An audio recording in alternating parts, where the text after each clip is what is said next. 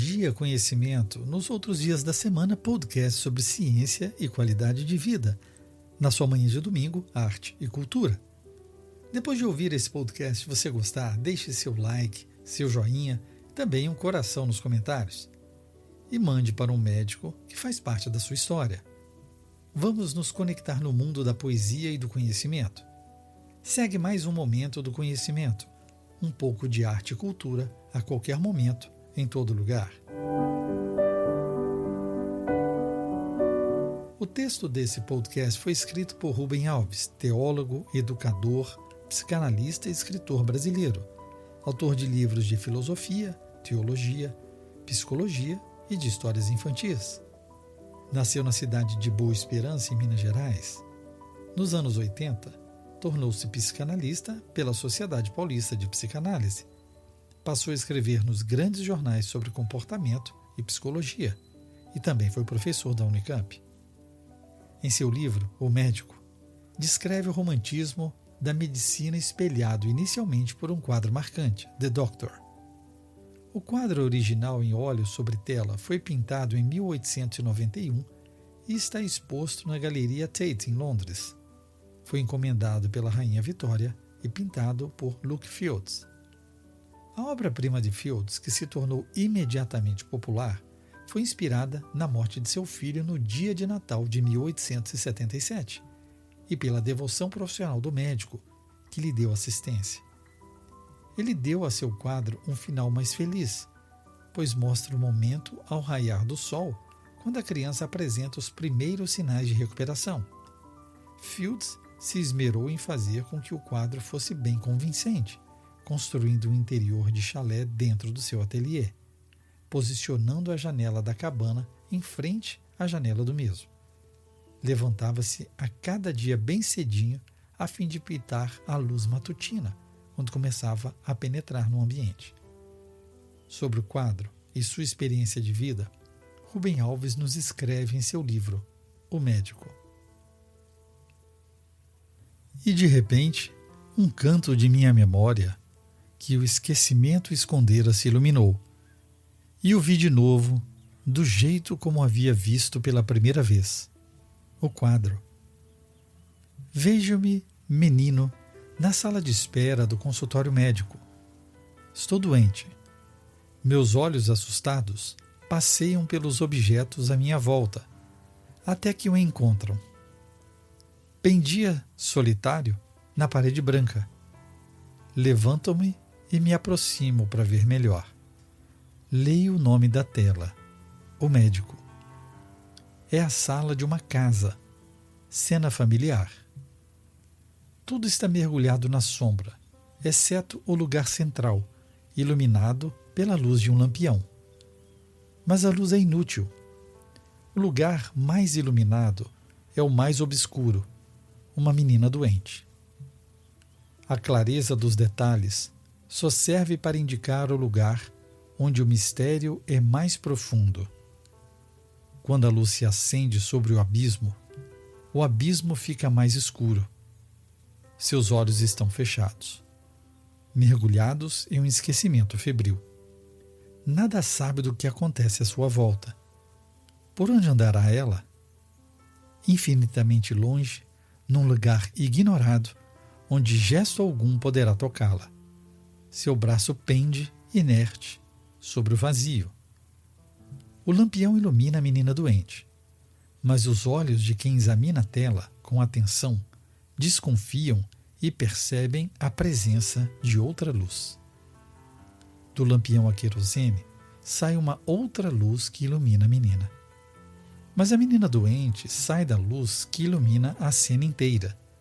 Luz triste, luz sombria, que inunda a sala com seu mistério. A luz da morte. Também a morte tem sua luz. O artista escolheu de propósito. Se em vez de uma menina fosse um velho, a morte seria uma outra. A morte tem muitas faces. A morte dos velhos, por mais dolorosa que seja, é parte da ordem natural das coisas. Depois do crepúsculo, segue a noite. A morte dos velhos é triste, mas não é trágica. é como o acorde final de uma sonata. O fim é o que deveria ser, mas a morte de um filho é uma mutilação. A luz da vida é alegre, brincalhona, esbanja cores, vive de uma exuberância que pode se dar ao luxo de desperdiçar. Todos os objetos ficam coloridos ao seu toque, os grandes e os pequenos, os importantes e os insignificantes. A luz da morte, entretanto, só ilumina o essencial. Naquela sala se sabe a verdade essencial. O universo inteiro está encolhido. O centro absoluto em torno do qual giram todos os mundos é uma menina doente. De que valem as montanhas e os mares, os homens, seus negócios, seus amores, suas guerras, se naquele quarto uma menina luta contra a morte? Num canto, o casal pai e mãe, imagens da impotência. Nada sabem fazer, nada podem fazer. A mãe está debruçada sobre uma mesa. Seu rosto está mergulhado no vazio. Só lhe resta chorar. O marido de pé pousa a mão sobre o ombro da esposa. Mas imagino que ela não a sente. Naquele momento, ela não é nem esposa, nem dona de casa. É mãe. Apenas mãe. O gesto do marido, que quererá dizer? Será uma tentativa de consolo, como se dissesse: eu estou aqui. Pobre consolo. Ou será o contrário, uma discreta busca de apoio, como se dissesse: também estou desamparado. Tudo é uma despedida pronta a cumprir-se. E o amor, a coisa mais alegre, revela-se como uma coisa mais triste. Diante da morte, o amor ganha cores trágicas. O pai está vestido com um pesado capote. É estranho. Por que tanto agasalho dentro de casa? O capote nos conta de sua viagem pelo frio, o desamparo em busca de socorro. Doutor, venha depressa, a minha filha. Voltou e nem se lembrou de tirá-lo. Pois que importa o desconforto de um capote dentro de casa quando a filha luta contra a morte? Ao lado da menina, um estranho assentado. O médico. Pois o médico não é um estranho. Estranho sim, pois não pertence ao cotidiano da família. E, no entanto, na hora da luta entre o amor e a morte, é ele que é chamado. O médico medita. Seu cotovelo se apoia sobre o joelho, seu queixo se apoia sobre a mão. Não medita sobre o que fazer. As poções sobre a mesinha revelam o que poderia ser feito já foi feito. Sua presença meditativa acontece depois da realização dos atos médicos, depois de esgotados o seu saber e o seu poder. Bem que poderia retirar-se, pois que ele já fez o que podia fazer, mas não. Ele permanece, espera, convive com sua impotência. Talvez esteja rezando. Todos rezamos quando o amor se descobre impotente. Oração é isso. Essa comunhão com o amor sobre o vazio.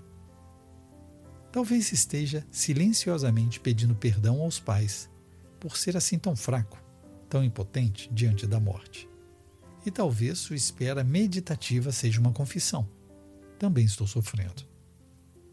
Amei esse quadro a primeira vez que o vi, sem entendê-lo.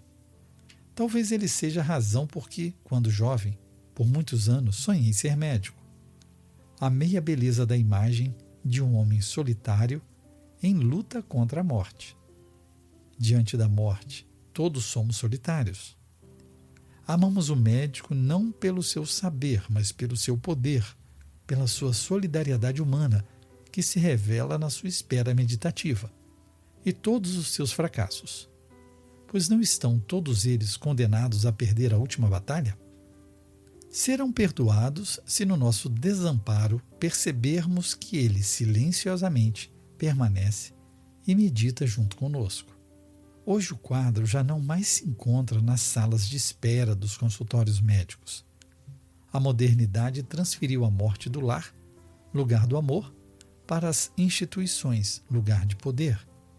E os médicos foram arrancados dessa cena de intimidade e colocados numa outra onde as maravilhas da técnica tornaram-se insignificantes à meditação impotente diante da morte. Mas a bela cena não desapareceu. Sobrevive em muitos como memória e nostalgia em meio às frestas das instituições. A esses médicos cujos nomes não é preciso dizer, pois eles sabem quem são, que silenciosamente meditam diante do abismo misterioso da tragédia humana, ofereço a minha própria meditação impotente.